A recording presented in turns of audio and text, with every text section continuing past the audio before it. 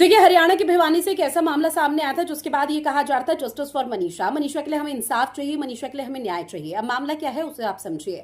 मनीषा अपने घर से प्ले स्कूल के लिए निकलती है बच्चों को सिखाने के लिए, क्योंकि वो वहां पर टीचर होती है। जिससे के बाद मनीषा की सहेली का फोन आता है कि नर्सिंग के फॉर्म फिल करने हैं, तो उसके लिए उसे कॉलेज जाना पड़ेगा। मनीषा सीधा अपने कॉलेज जाती है, अपने पिताजी को वो सारी जानकारी देती है कि उसे कॉलेज जाना है, फॉर्म फिल करने हैं।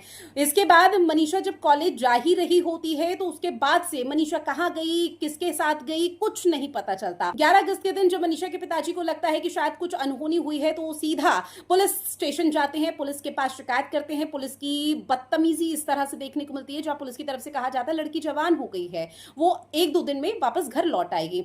जिसके बाद ये मामला और ज्यादा बढ़ता है। उसके 3 से 4 दिन बाद मनीषा का शव मिलता है, और शव ऐसी हालत में मिलता है जिसको सुनकर, जिसको देखकर शायद आपके रोंगटे खड़े हो जाएं। मनीषा का शव मिलता है 5 सेंटीमीटर महज यहां पर बचा होता है, उसकी गर्दन पूरी कटी होती है। मनीषा को लेकर शक जताया जा रहा होता है कि शायद इसका गैंग रेप किया गया है। मनीषा को लेकर यह भी कहा जा रहा है कि उसके प्राइवेट पार्ट्स में डंडा तक डाल दिया गया। मनीषा के शरीर के कुछ ऐसे पार्ट्स हैं जो निकाल दिए गए, जिसमें बच्चादानी तक निकाल दी गई। तमाम वो चीजें हैं जो अब तक बताई जा रही थी।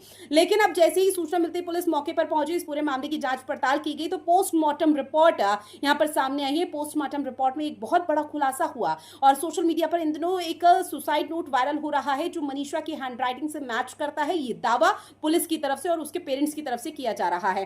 हालांकि वजह कई है, वजह का भी खुलासा नहीं हुआ, लेकिन पोस्टमार्टम रिपोर्ट में यह कहा गया कि मनीषा पहले अपने घर से निकली थी, तो वो एक दुकान गई थी, मेडिकल स्टोर गई थी, जहां पे उसने कीटनाशक दवा खरीदी। कीटनाशक दवा खरीदने के बाद उसने सेवन किया। उसके बाद वो खेत में शत विक्षत हालत में मिलती है। उसके पीछे की वजह यह है कि कुछ जंगली जानवर आते हैं और मनीषा की गर्दन को, मनीषा के शरीर को छलनी कर देते हैं।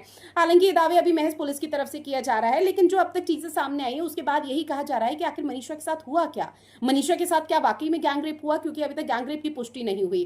पोस्टमार्टम रिपोर्ट में तेजाब मिलने तक की बात सामने नहीं आई। हालांकि इस पूरे मामले पर यह भी कहा जा रहा है कि भाई बीजेपी की सरकार है हरियाणा में, तो शायद बीजेपी अब इस पूरे मामले पर किसी तरह का पर्दा डालने की कोशिश कर रही है। तो पोस्टमार्टम रिपोर्ट में तमाम चीजों का जिक्र कर दिया गया, लेकिन मनीषा के बैग में जो सुसाइड लेटर मिला उसको लेकर सनसनी मची हुई है, जिसके बाद सवाल उठ जाता है कि मनीषा की हत्या हुई है या आत्महत्या।